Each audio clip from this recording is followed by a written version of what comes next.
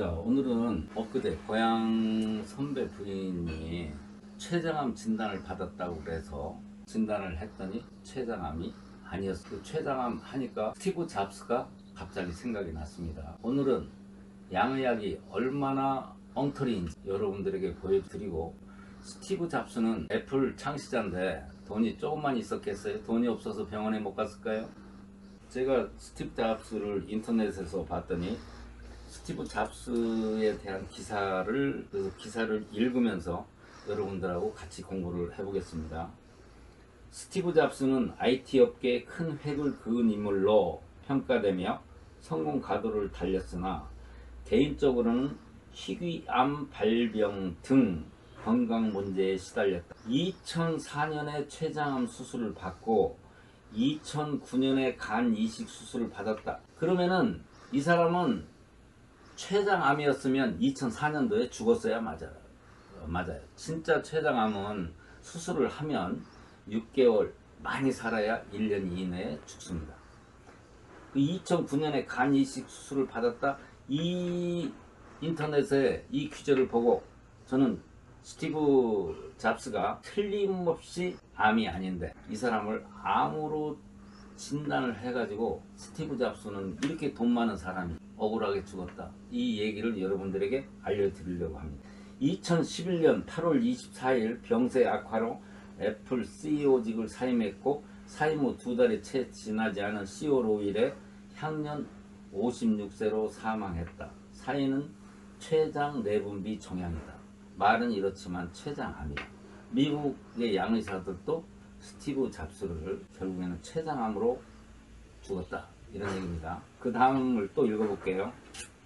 결혼은 하지 않았지만 오랫동안 연인 관계했던 크리스 앤과 사이에서 리사라는 딸을 두었다.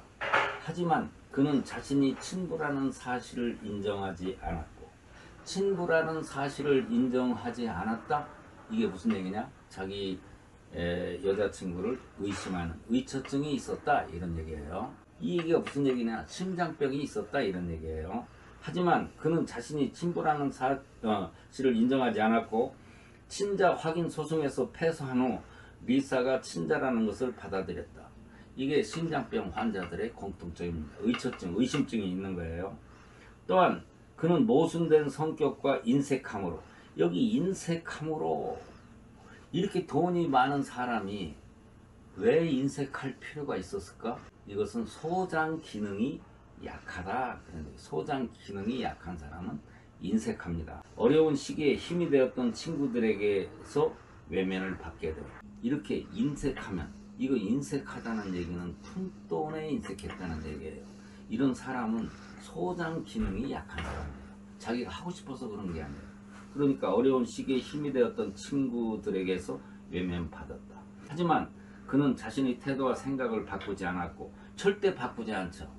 왜 그러냐면 내가 말과 행동을 하는 것은 내 오장육부, 몸 오장 장기 상태에 의해서 하는 거기 때문에 이상적인 목적을 실현하기 위해 더욱 집중했다. 자, 그럼 왜 스티브 잡스가 이런 현상이 일어났는지 볼게요.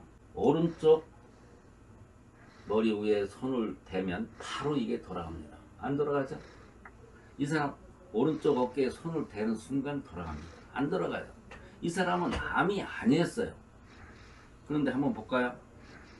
기관지도 안 좋고 심장도 무지하게 안 좋았어요. 심장이 안 좋았기 때문에 의처증이 있었던 거예요. 의심증.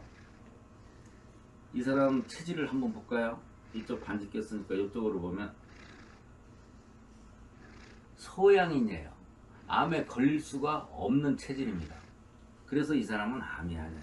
그런데 왜 이렇게 암이라고 하고 죽었느냐?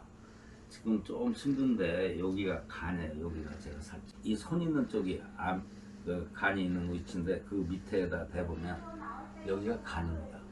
간이 안 좋으니까 피가 탁해서 여기저기 병이 생긴 거예요. 심장은 본래 안 좋았을 거예요. 근데 간이 나빠지면 온갖 질환이, 온 장기가 다 나빠져서, 이거 본래 위장 나쁘죠, 심장 나쁘죠, 이쪽이 이쪽 폐 쪽 이쪽 폐, 양쪽 폐. 머리 볼까요? 백회가 이렇게 막혔어요. 백회가 이렇게 막히면 사람이 살 수가 없어요. 백회가 막히면 온갖 병이 다 생깁니다.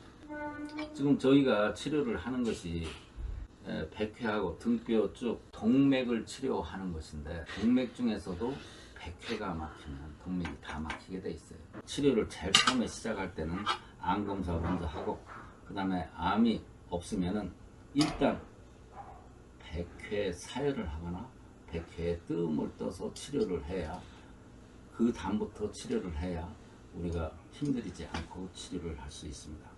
자, 다시 한번 정리해서 말씀드릴게요. 스티브 잡스는 세계의 최고 부호 중에 한 사람입니다. 미국이 의학으로 세계에서 가장 발달한 서양 의학을 가지고 있어요. 그런데 스티브 잡스가 뭘로 죽었나요?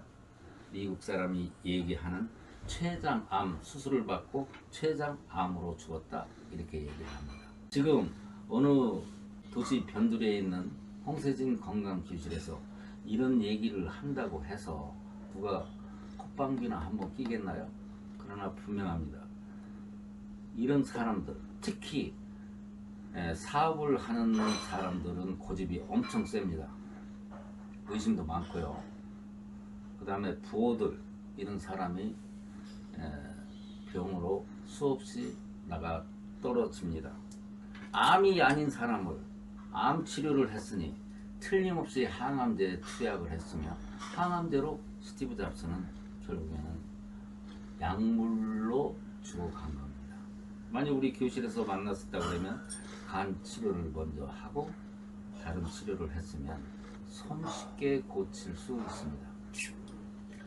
오늘도 춘천에서 우리 교실 식구 중 한 분이 자궁암과 난소암이라고 진단을 받아가지고 왔는데, 제가 진단을 해보니까 아니에요. 암이 아니에요. 암이 아닌 것을 병원에서 또 암이라고 진단을 한 거예요. 교실 식구 여러분, 지금 우리 건강교실에서 사진으로 진단한 사람들이 약 150명 정도 됩니다. 아직 1000명 정도 되는 우리 식구 여러분들 중에 아직도 제가 무료로 진단을 해준다고 하는데도 안 한 분들이 많이 계세요.